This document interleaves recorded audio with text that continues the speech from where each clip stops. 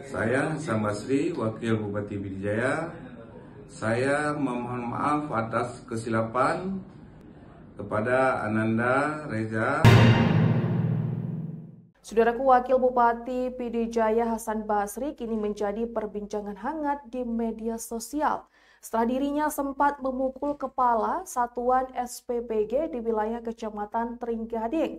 Kini Wakil Bupati Pidijaya tersebut sempat meminta maaf dan memberikan klarifikasi terhadap aksi pemukulan tersebut. Berikut informasi selengkapnya. Saudaraku, Wakil Bupati Pidijaya Provinsi Aceh Hasan Basri meminta maaf atas tindakannya yang memukul Kepala Satuan Pelayanan Pemenuhan Gizi atau SPPG Muhammad Reza pada Kamis 30 Oktober 2025.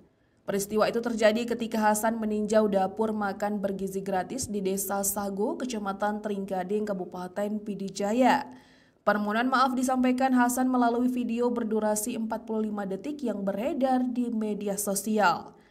Hasan dalam video tersebut mengatakan permohonan maaf atas kesilapan dan keteledoran terhadap perlakuan kepada Ananda Reza menyangkut terjadi pemukulan di SPPG Kampung Sago, Kecamatan Trenggading.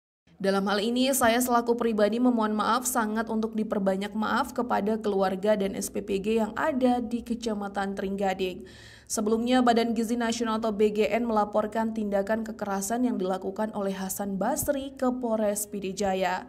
Wakil Kepala BGN Sony Sonjaya menegaskan lembaganya tidak mentoleransi bentuk kekerasan apapun terhadap pelaksana program makan bergizi gratis atau MBG. Sony dalam keterangan menulis program MBG dijalankan dengan semangat kemanusiaan dan gotong royong. Petugas SPPG bekerja di lapangan dengan penuh tanggung jawab sesuai petunjuk teknis. Kekerasan dalam bentuk apapun terhadap mereka adalah tindakan yang mencederai nilai kemanusiaan dan profesionalisme.